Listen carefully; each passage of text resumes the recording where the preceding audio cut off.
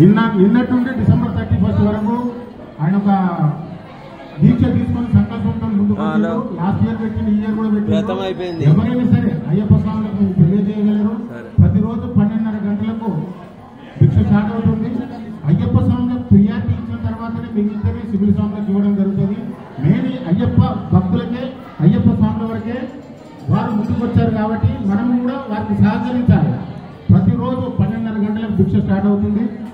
ఇదే విధంగా 41 రోజులు డిసెంబర్ 31 వరకు జరుగుతుంది. కాబట్టి అందరూ కూడా మీరు కూడా ఆర్థికంగా ఏమైనా సహకరించాలనుకుంటే మీ బర్త్డేలు, పెళ్లి రోజులు ఏదున్నా కూడా ఆ రోజు మీ పేరు మీద ఆ రోజు భిక్ష ఉంటుంది కాబట్టి 11,116 ఇచ్చినతో మీ పేరు అక్కడ పెట్టడం జరుగుతుంది. మీతోనే అన్నదానం చేయించడం జరుగుతుంది. మీరు కూడా భక్తులు గమనించగలరు. ఈ అవకాశం మన జగద్గురుముఖకు వచ్చినందుకు మనం కూడా ఆనందించాలి.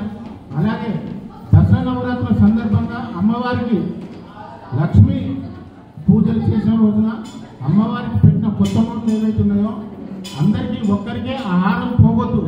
10,000, 20,000 పెట్టడానికి అందరూ వస్తారు. కానీ మేము ఏం చేసినాం, 200 రూపాయల నోట్లు మాత్రం పక్కకు పెట్టాము. ఒక్కొక్క నోట్లు 500 రూపాయలకి ఇస్తున్నాం. అమ్మవారి మాల, అమ్మవారి మెడలో వేసిన మాల మీకు ఎవరైనా ఇష్టం ఉన్నతో వారు మా దేవస్థానం కమిటీ సంప్రదించడంతో అమ్మవారికి అలంకరించినటువంటి 200 రూపాయల నోటు 500 రూపాయలకి ఇవ్వడం జరుగుతుంది.